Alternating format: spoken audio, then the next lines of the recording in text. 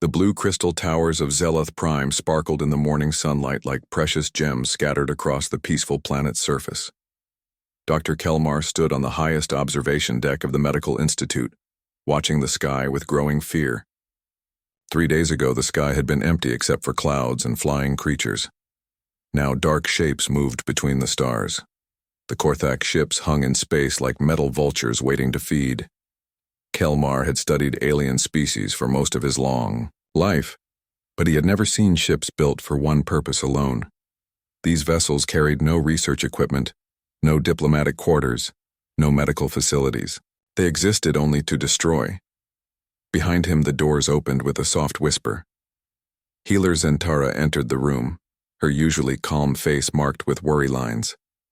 Like all Zelathi, she moved with gentle grace, her pale blue skin seeming to glow in the soft light. Her people had evolved on a world without predators, where cooperation and healing were the greatest virtues. "The council is meeting again," she said quietly.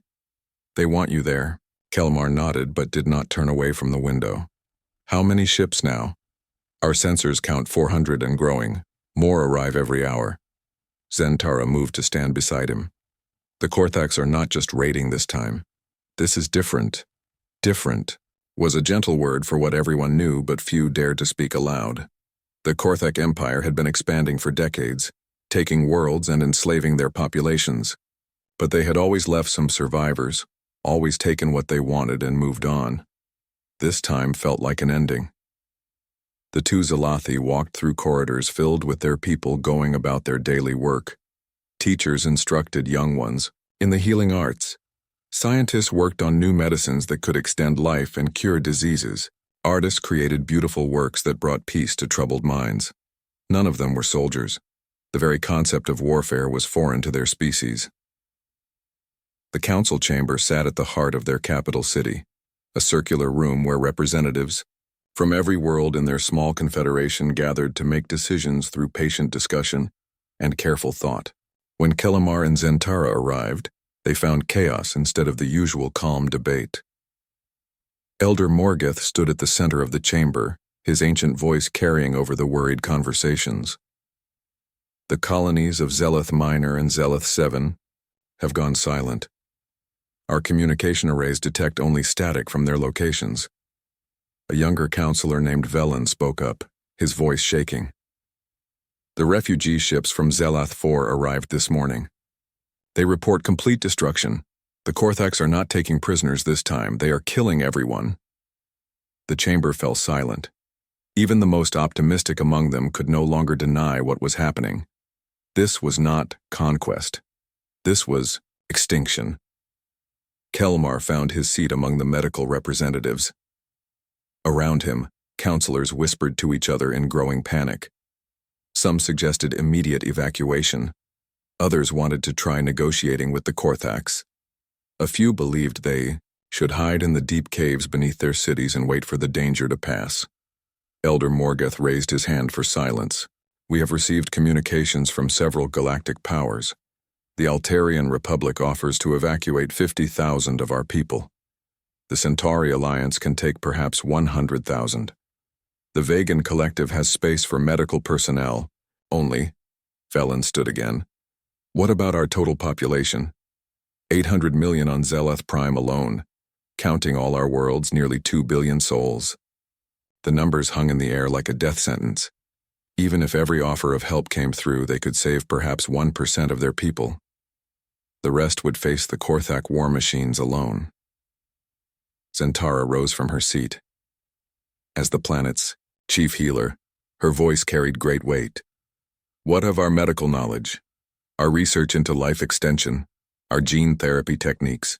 Surely these have value to other species." "We have offered everything," Morgoth replied sadly. "Our entire medical database, our research facilities, even our most sacred healing techniques. The response is always the same. The galactic powers fear the Korthaks too much to risk war." An old counselor named Darwin spoke from the back of the chamber. "Then we must broadcast a general distress call. Send it to every star system, every species, Every world that might hear us. Someone must be willing to help. And what do we offer to someone powerful enough to face the Korthax? Asked another voice. What could we give that would make them risk their own destruction? Kelmar found himself standing, though he had not planned to speak. We offer them the chance to do what is right. Not every species in the galaxy values only power and profit. Somewhere out there must be people who understand that genocide is wrong. The chamber buzzed with quiet discussion. It was not much of a plan, but it was all they had. Elder Morgoth called for a vote. The decision was unanimous. They would send their plea to every corner of known space and hope that someone, somewhere, would answer. The message went out that evening as the Korthak fleet continued to grow in their skies. It was simple and direct, translated into every known galactic language. This is the Zalathi Confederation. We are a peaceful people facing extinction at the hands of the Korthak Empire. We possess no weapons, no military, no ability to defend ourselves. We offer our complete medical knowledge, including life extension technology and genetic healing techniques, to any civilization willing to provide military assistance. We do not ask for conquest or revenge. We ask only for the chance to survive. Please, if there is mercy in the galaxy, help us. Days passed with only silence or regrets in response. The Altarians confirmed their evacuation offer but could do no more. The Centauri Alliance expressed sympathy but cited their own security concerns. One by one, the great powers of the galaxy sent their polite refusals. On the fourth day, as Korthak landing ships began descending toward the outer settlements, a new message appeared in their communication systems. It came from a sector of space most star maps marked as unexplored territory. The signal was crude compared to the elegant transmissions they usually received, like the difference between a stone knife and a surgical laser. The message was short. Zalathi Confederation, this is the Terran Federation. We have received your distress call. We accept your request for assistance. We are dispatching a fleet to your location. Estimated arrival, 14 days. Hold your positions. Keep your people safe. We are coming. In the council chamber, the representatives stared at the message in confusion. None of them had heard of the Terran Federation. Their databases contained no information about this species. The crude technology suggested a young civilization, perhaps only recently achieving space travel. Velen voiced what everyone was thinking. How can a primitive species help us when the great galactic powers will not? Zentara studied the message again. Something in its simple directness gave her a small spark of hope. Perhaps being primitive is not the same as being powerless, Elder. Morgoth made the decision for all of them. We will send our coordinates to these Terrans.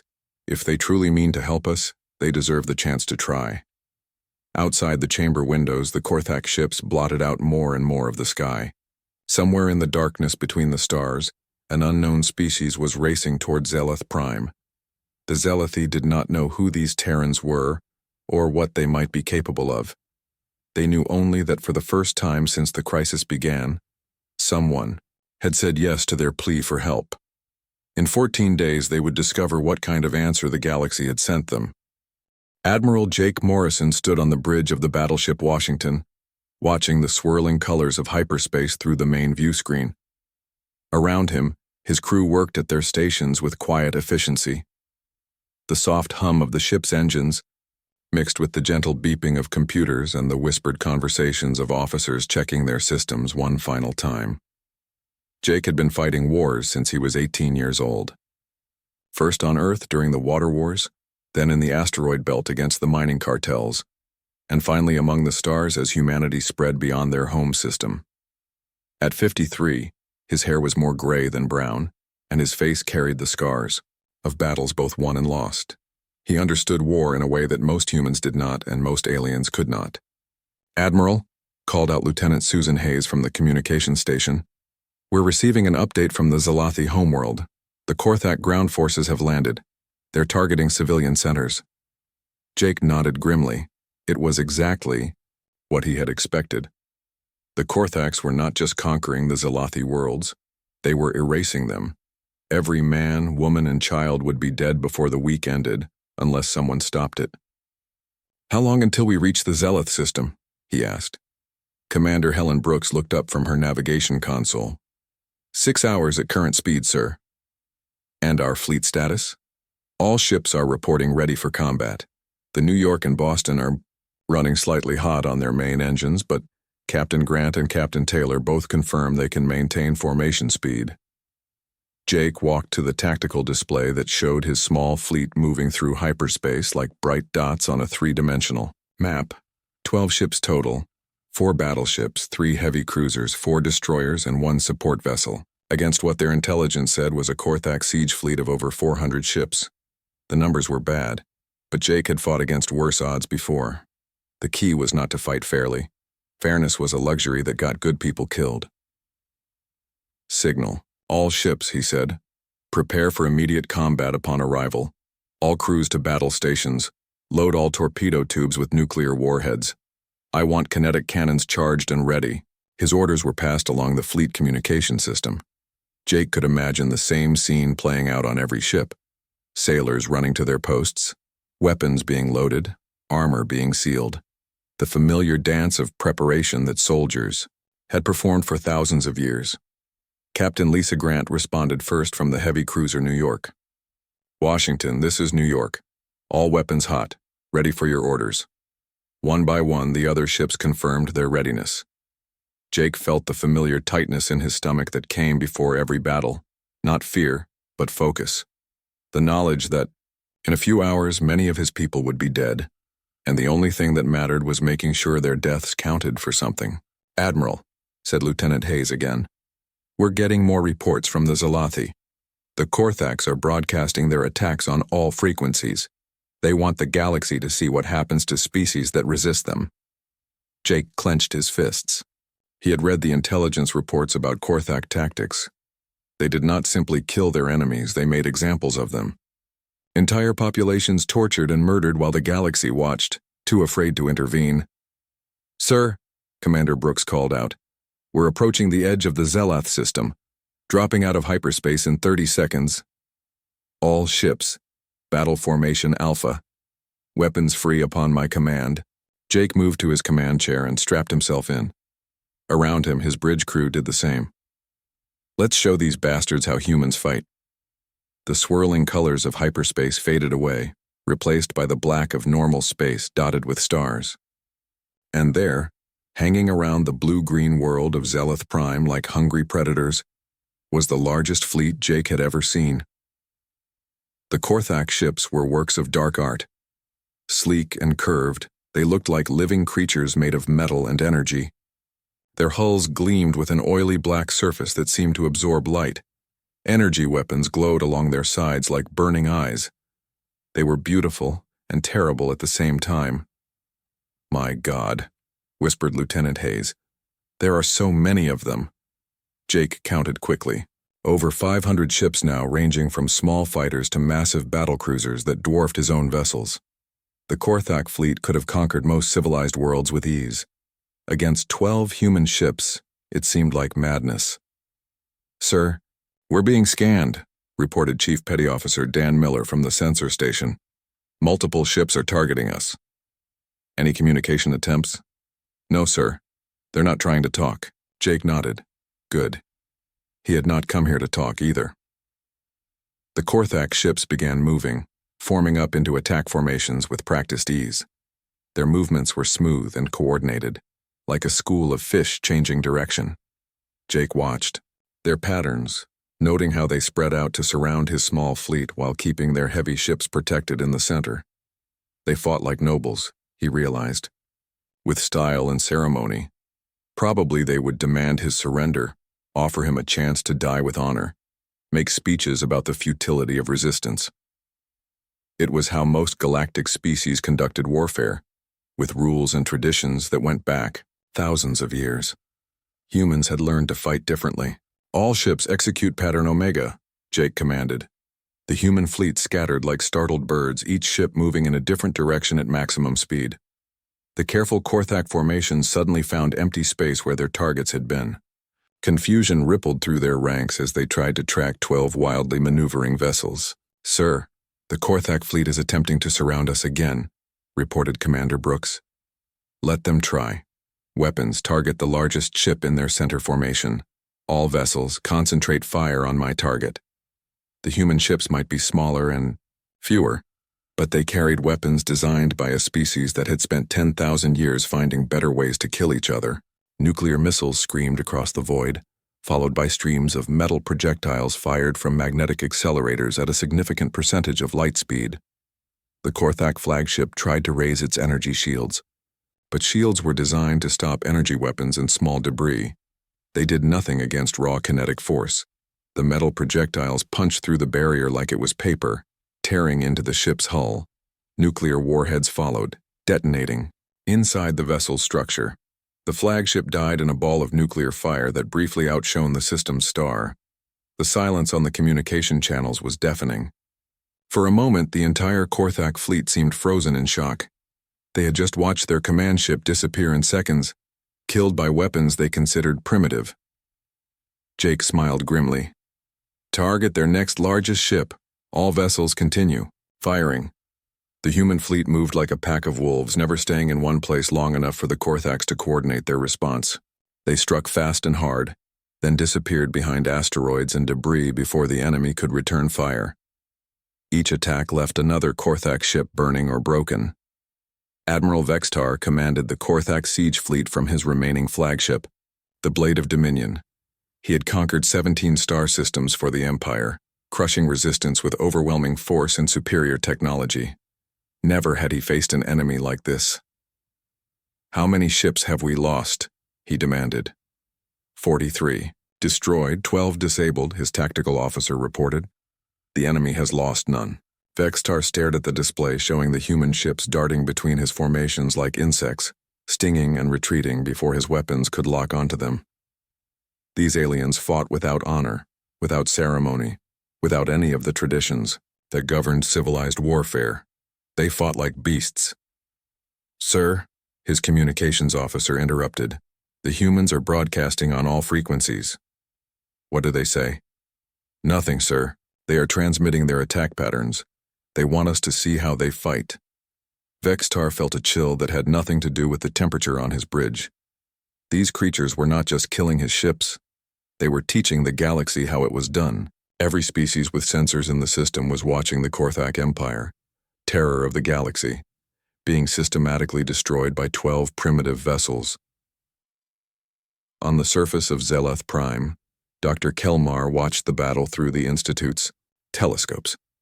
The human ships moved like living things, flowing around the Korthak formations with deadly grace. Each time they struck, another enemy vessel died.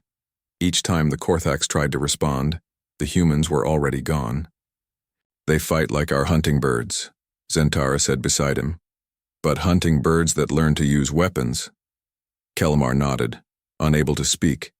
His people had called for help, and the galaxy had sent them monsters. Beautiful, terrible monsters, who killed with efficiency that was both horrifying and magnificent to watch. In space above them, Admiral Morrison continued his deadly work, each victory bringing him closer to a goal that the Korthaks were only beginning to understand. This was not just a rescue mission. This was an execution. The battle had been raging for 3 hours, and Admiral Vextar could no longer deny what was happening. His mighty siege fleet was being destroyed by 12 primitive ships that fought like nothing he had ever seen before. The humans did not follow any rules of war. They did not offer surrender. They did not even waste time talking. They simply killed everything that moved. "Sir, we've lost over 200 ships," his tactical officer reported, his voice shaking. "The enemy continues to take no casualties." Vexatar watched the tactical display in growing horror. The human ships moved through his formations like ghosts, appearing just long enough to destroy their targets before vanishing again. They used the debris of destroyed Korthak vessels as cover, hiding behind the corpses of their victims to launch surprise attacks. "Order all ships to form a defensive sphere around the planet," he commanded. "We'll force them to come to us." It was a mistake. The moment his ships stopped moving to form their defensive formation, The humans struck with coordinated precision. 6 vessels attacked from above while 6 more came from below, catching the Korthak fleet in a deadly crossfire. Nuclear fire bloomed between the ships as human missiles found their targets. On the bridge of the Washington, Admiral Morrison watched his fleet execute the maneuver they called hammer and anvil. It was an old tactic used by human armies for thousands of years. Hit the enemy from 2 directions at once and crush them between the forces. Direct hit on their command cluster, reported Lieutenant Commander Ryan Davis from the tactical station. 3 heavy cruisers destroyed, 2 more disabled. Morrison nodded grimly. The Korthaks were learning the first rule of human warfare. There was no such thing as a fair fight. If you were not cheating, you were not trying hard enough. Signal Captain Brooks on the Boston. Tell her to begin Phase 2. Captain Amanda Brooks received the order with a cold smile. She had been waiting for this moment since they entered the system. Her ship was loaded with a special payload that most species would consider insane. "All hands, this is the captain," she announced over the ship's communication system. "We are beginning a suicide run. All non-essential personnel to escape pods immediately. Engineering crew, prepare for reactor overload on my command." The Boston broke away from the main human formation and accelerated directly toward the center of the Korthak fleet. Enemy ships turned their weapons on the lone vessel, pouring energy beams and missiles into her hull. The Boston's armor began to glow and buckle under the assault, but she kept coming. "Captain," her engineering officer called out. "Hull breach on decks 4 through 7. We're losing atmosphere." "Keep us together for 30 more seconds," Brooks replied. "That's all we need." The Boston plowed through the outer ring of Korthak defenders, her weapons blazing even as her hull came apart around her crew. She was dying, but she was taking enemies with her. 20 seconds from the Korthak command ship, Brooks gave the final order. "All hands abandon ship. Engineering overload the reactor. Full burn." The escape pods launched just as the Boston's nuclear reactor went critical. The explosion tore a hole in space itself, taking out 16 Korthak vessels in a ball of nuclear fire that could be seen from the planet's surface. Admiral Vextar stared in disbelief at the tactical display. The humans had deliberately destroyed one of their own ships to kill his vessels. Not as a last resort or desperate gamble, but as a planned tactic. "What manner of creatures are these?" he whispered. His answer came in the form of boarding pods launched from the remaining human ships. The small craft moved too fast for point defense systems to stop, and they crashed through the hulls of damaged Korthak vessels like bullets through paper. Inside the Korthak heavy cruiser Dark Vengeance, alarms screamed as human soldiers in powered armor cut their way through the bulkheads. Commander Steve Parker led the assault team with methodical precision, his suit's sensors tracking every enemy movement. The Korthaks were larger than humans, standing nearly 8 feet tall with thick armored scales and natural weapons in the form of razor-sharp claws. They were apex predators on their homeworld, evolved to dominate through size and strength. But they had never fought humans before. Parker's team moved through the ship like a disease, killing everything they encountered. They did not take prisoners. They did not demand surrender. They simply eliminated threats with the efficient brutality of a species that had learned to hunt in packs. The Korthak crew fought bravely, but they were used to single combat between champions. The humans fought as a unit, covering each other, coordinating their attacks, using every advantage the ship's layout provided. When they reached the command deck, only silence followed. Across the battlefield, similar scenes played out on a dozen captured ships. Human boarding parties planted nuclear charges in engineering sections and command centers. They were not trying to capture the vessels. They were turning them into bombs. The explosions came in sequence, each blast carefully timed to cause maximum damage to the surrounding fleet. Ships that had survived the external assault died from within as their own vessels became weapons against them. On Zelath Prime, Dr. Kellamar watched the battle through the Institute's sensors with growing amazement and horror. The human fleet had been outnumbered 50-1 when the fighting began. Now the odds were nearly even, and the humans had not lost a single ship since the Boston sacrifice. "How is this possible?" asked Healer Zentara. They are so few, and their weapons seem crude compared to Korthak technology. Kelmar studied the tactical patterns on his screen. They do not fight like any species we have encountered. Look at how they move. Every action serves multiple purposes. Every attack creates opportunities for more attacks. He was beginning to understand what they were witnessing. The humans did not just use weapons. They were weapons. Their entire species had been forged in the fires of constant warfare, shaped by millions of years of competition and conflict into something the peaceful galaxy had never seen. They were apex predators who had learned to use tools. Admiral Morrison coordinated the final phase of the battle from his command chair, his face calm despite the destruction surrounding his fleet. 347 Korthak ships destroyed, 12 human vessels still fighting. The math was simple. "Signal all ships," he commanded. "Begin hunting pattern Delta. I want every enemy vessel eliminated within the hour." The human fleet spread out across the battlefield like a pack of wolves stalking wounded prey. They moved from ship to ship, killing methodically and without mercy. Some Korthak vessels tried to flee. Others attempted to surrender. The humans destroyed them all with equal efficiency. Admiral Vextar made his final decision as human ships closed in on his flagship. He had lost over 400 vessels to an enemy that should have been crushed in the first engagement. His empire's reputation for invincibility was shattered. Worse, the entire galaxy was watching. "Send a message to Korthak High Command," he ordered. "Tell them we have encountered something new, something dangerous. These humans are not like other species, they are—" Nuclear fire consumed the Blade of Dominion before he could finish the transmission. The battle for Zeleth Prime was over. In the space around the planet, debris from nearly 500 Korthak warships drifted in expanding clouds of metal and vapor.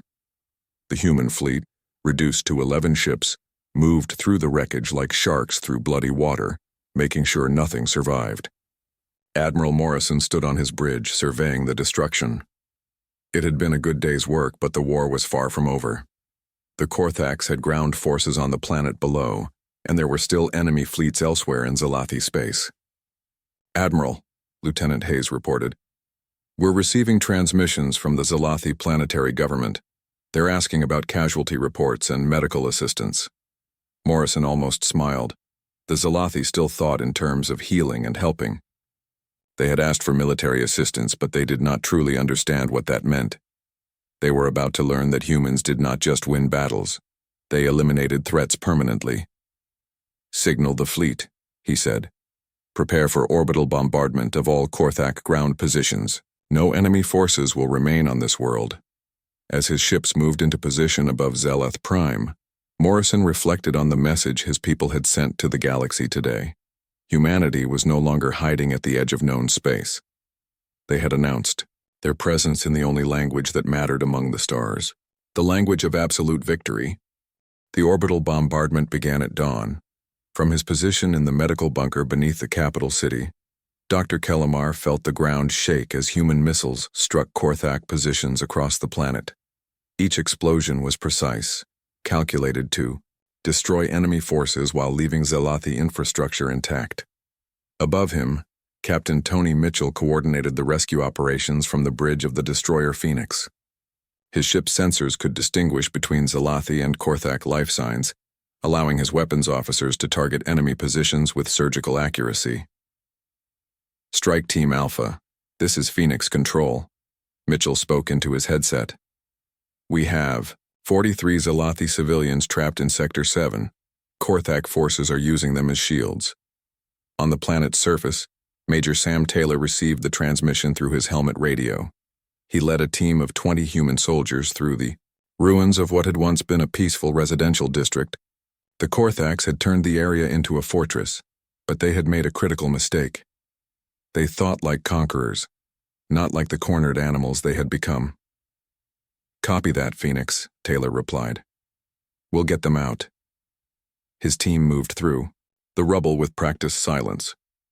Each soldier carried enough firepower to level a building, but they also carried medical supplies and emergency rations. The humans had not come just to kill Korthaks. They had come to save every Zalathi life they could find. Taylor's second-in-command, Sergeant Janet Chen, pointed to a partially collapsed building ahead. Thermal imaging shows 20 Korthaks on the third floor. Zalathi signatures in the basement. Standard. Extraction pattern, Taylor ordered. Chen, take half the team around back. When you're in position, we go in fast and hard. The assault began with smoke grenades that filled the building with thick gray clouds. The Korthaks had excellent vision in normal light, but the smoke blinded them completely. Human soldiers wearing infrared goggles moved through the haze like ghosts, their weapons finding targets with deadly precision. The firefight lasted exactly 90 seconds. When the smoke cleared, 20 Korthak soldiers lay dead, and 43 Zalathi civilians were being led to safety by human medics. Dr. Karen Lewis worked in the field hospital that the humans had established in the medical district. Around her, Zalathi doctors watched in amazement as human technology repaired damage that their own advanced medicine could not heal. A Zalathi child who had lost her arm to Korthak weapons was fitted with a mechanical replacement that responded to her thoughts as if it were made of flesh and bone. Your medical techniques are remarkable, said healer Zentara, observing the procedure, but they seem designed for trauma rather than prevention.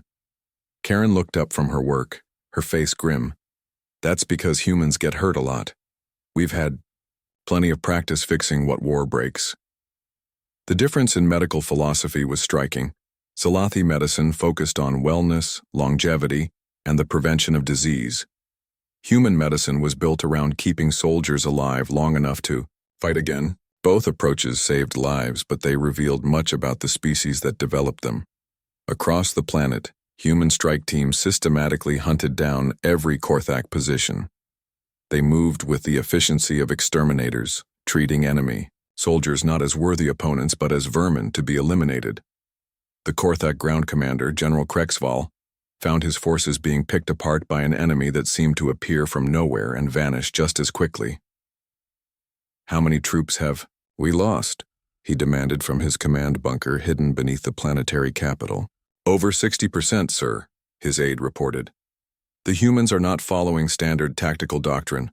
They strike our supply lines, our communication centers, our ammunition depots. They are dismantling our ability to fight rather than engaging us directly, Krexval snarled in frustration. The humans fought like cowards, refusing to meet his warriors in honorable combat. Instead, they sabotaged equipment, poisoned water supplies, and set traps that killed his soldiers without warning. It was warfare without dignity or respect for the martial traditions that governed civilized conflict. What he did not understand was that humans had no interest in honor. They wanted results. Colonel Elena Rodriguez led the assault on the main Korthak base, a fortified complex that housed their planetary command center. Instead of attacking the heavily defended front entrance, her team spent 3 days digging tunnels beneath the facility. When they struck, it was from below, where the Korthaks had never thought to place defenses. Charges set in the main support columns, reported her demolitions expert, Corporal Rick Stone. Building will come down in 60 seconds. All teams, fall back to minimum safe distance, Rodriguez ordered.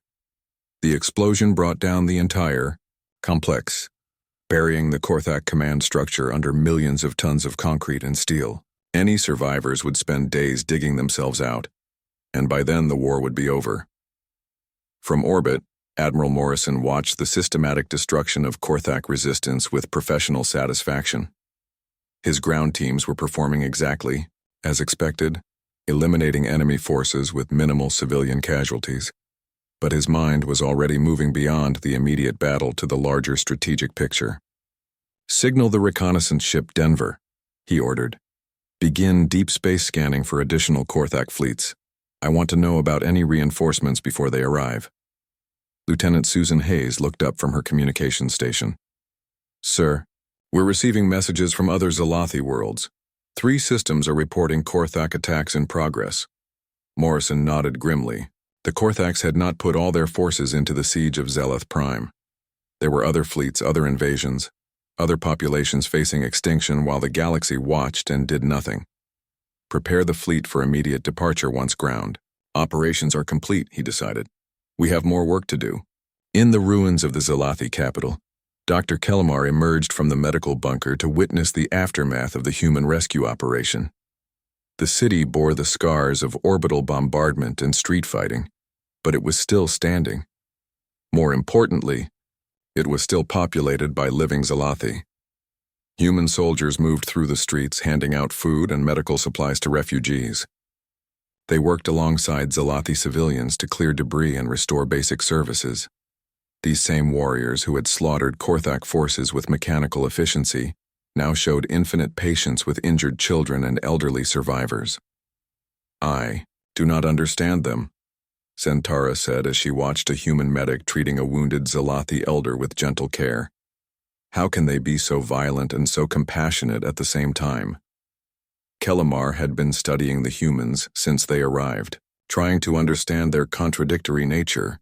"I think they are violent because they are compassionate.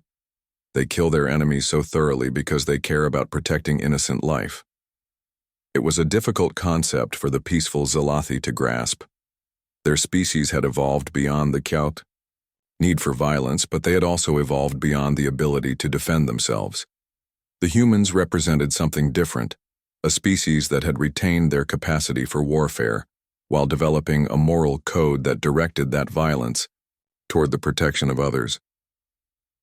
General Krexval made his final transmission from a hidden bunker deep beneath the planet's surface. His army was gone, his fleet was destroyed, and human forces were closing in on his position. But he had one last duty to perform. "This is General Krexval, to all Korthak High Command," he spoke into his communication device. "The invasion of the Zalathi worlds has failed. We have encountered a new species calling themselves humans. They are unlike any enemy we have faced. They do not fight for honor or glory. They fight to win, and they will sacrifice anything to achieve victory." He paused, listening to the sound of explosions getting closer as human troops fought their way through his remaining defenses. "They are coming for the homeworld next. I can see it in their tactics. They do not just want to save the Zalathi. They want to eliminate the threat we represent permanently. Prepare the core worlds for siege. These humans will not stop until every Korthak ship is destroyed and every Korthak world is conquered." The transmission ended when human soldiers breached his bunker. General Krexval died fighting, but his warning had been sent. Across the Korthak Empire, military commanders began to understand that they faced something unprecedented, an enemy that fought not just to win battles, but to end wars forever. On the surface of Zelath Prime, Admiral Morrison stood in the ruins of the planetary capital, surveying the results of his rescue operation. Around him, human soldiers continued their work of providing aid to the survivors. The immediate crisis was over, but the larger war was just beginning. His communication officer approached with a datapad containing intelligence reports from across Korthak space. "Sir, we've identified the locations of their main fleet bases and supply centers. The reconnaissance teams are ready to begin deep penetration missions." Morrison studied the information with the cold calculation of a species that understood the true nature of warfare. The Korthaks had made a fundamental error. They had revealed themselves as a threat to innocent life, and humans had zero tolerance for such behavior. "Signal the fleet," he ordered. "We're taking this war to them." 6 months after the rescue of Zelath Prime, the Korthak Empire ceased to exist. The final battle took place above their homeworld of Korthak Major, where Admiral Morrison's fleet faced the last desperate resistance of a species that had once terrorized the galaxy. The human fleet had grown during their campaign across Korthak space. Ships from Earth and the human colonies had joined the war, bringing with them weapons and warriors hungry for battle. 200 human vessels now surrounded the Korthak homeworld, carrying enough firepower to crack a planet. On the bridge of the Washington, Admiral Morrison watched the tactical display showing the remaining Korthak defense fleet. 50 ships, all that remained of an empire that had once commanded thousands. They hung in orbit around their world like wounded animals protecting their den. "Sir," reported Lieutenant Hayes, "the Korthak High Command is requesting negotiations. They want to discuss surrender terms." Morrison considered the request for exactly 3 seconds. "Tell them we don't negotiate with genocidal maniacs." They have 1 hour to evacuate all military personnel from the planet. After that, we begin bombardment. It was not mercy, it was efficiency. The humans had learned during their campaign that dead Korthax could not build new fleets or plan new conquests, but they had also learned that the Korthak military caste was the source of their species' aggressive expansion. Remove the warriors, and the remaining population would pose no threat to anyone.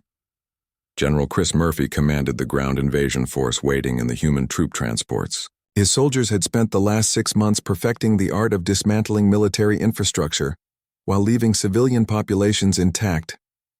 They had captured 17 Korthak worlds without losing a single transport ship. General, his aide, reported. Intelligence confirms that all major military installations on the surface are being evacuated. The Korthak civilians are staying in their cities. Murphy nodded with grim satisfaction. The Korthaks had finally learned to fear human precision. They knew that their military forces would be hunted down and destroyed, but their non-combatant populations would be left alone. It was a lesson that had cost them an empire.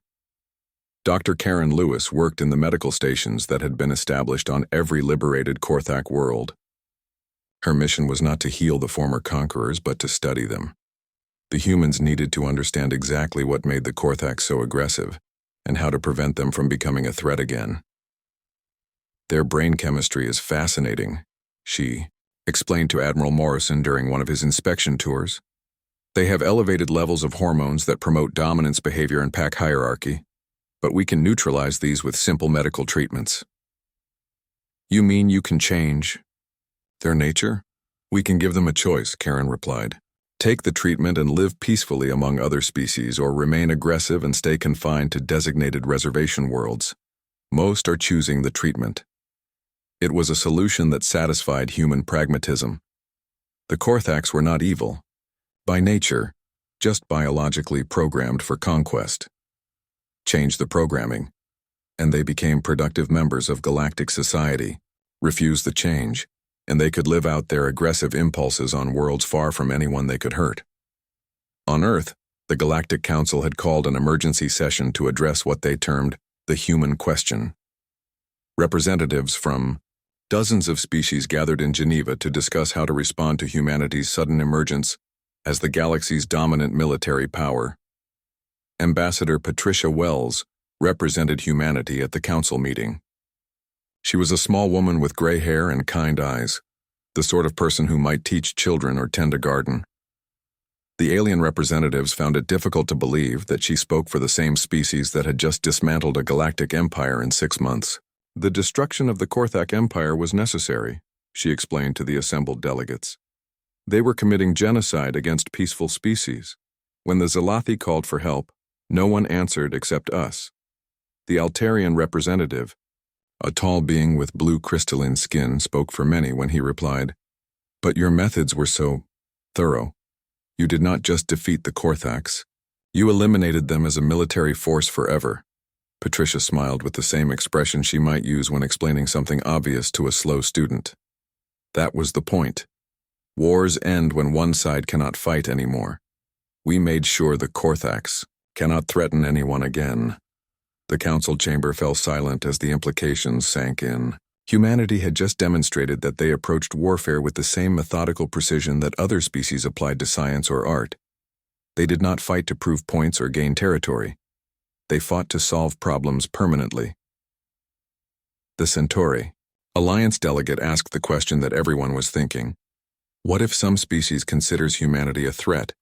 What if we decide that your military power is too dangerous to allow? Patricia's smile never wavered, but something cold flickered in her eyes. Then you would be making the same mistake the Korthaks made. They thought they could intimidate peaceful species because no one would stand up to them. They were wrong. The message was clear without being spoken aloud. Humanity would protect any species that asked for help, but they would also defend themselves against any threat. The choice was simple: live in peace with the humans, or learn why the Korthaks no longer had an empire. Back on Zalith Prime, Dr. Kelmar stood in his rebuilt laboratory, working alongside human scientists to develop new medical treatments. The collaboration had produced remarkable results. combining Zalathi healing knowledge with human trauma medicine to create therapies that could save lives throughout the galaxy. Healers and Tara joined him at the observation window, looking out at the city that bore the scars of war but bustled with renewed life. Human workers helped rebuild damaged structures while Zalathi engineers designed new systems that could resist future attacks. "Do you think we did the right thing?" she asked. "Calling for help from the humans?" Kellamar considered the question carefully. "We called for mercy and they gave it to us. But they also gave us something else. The knowledge that there are species in the galaxy willing to fight for what is right. Even if their methods frighten us? Especially because their methods frighten those who would harm innocents." It was a truth that the galaxy was still learning to accept. Humanity had emerged from the unknown regions of space, not as conquerors or traitors, but as protectors. They asked nothing in return for their intervention, except the right to prevent future genocides. Admiral Morrison stood on the observation deck of a space station orbiting the former Korthak homeworld, watching transport ships carry the last of the military caste to their new homes on remote worlds where they could live, according to their aggressive nature, without threatening others. The civilian population below was already adapting to life without constant warfare, their cities beginning to flourish under peaceful governance. "Admiral," Captain Grant approached with a communication pad. "We're receiving distress calls from the Outer Rim territories. Something called the Vectar Collective is raiding colony worlds." Morrison took the pad and studied the reports. Another aggressive species, another threat to peaceful civilizations, another problem that needed a permanent solution. "Signal the fleet," he ordered. "Plot a course for the Outer Rim, and send a message to Earth Command. We're going to need more ships." As the human fleet prepared to depart for their next mission, word spread across the galaxy through every communication network and trade route. The humans were coming. For the innocent, it was a promise of protection. For the aggressive, it was a death sentence delivered with mechanical precision. In the depths of space, on worlds both civilized and savage, the same conversation took place in 1,000 different languages. Some species spoke of these humans with gratitude, others with fear, but all with respect. They had pleaded for mercy, and the Terran monsters had come. The galaxy would never be the same again, and perhaps that was exactly what it needed. Peace, it turned out, was not the absence of violence. It was the presence of those willing to use violence to protect the innocent. The age of human guardianship had begun, and the universe was learning what it meant to have protectors who never forgot a promise and never left a job unfinished.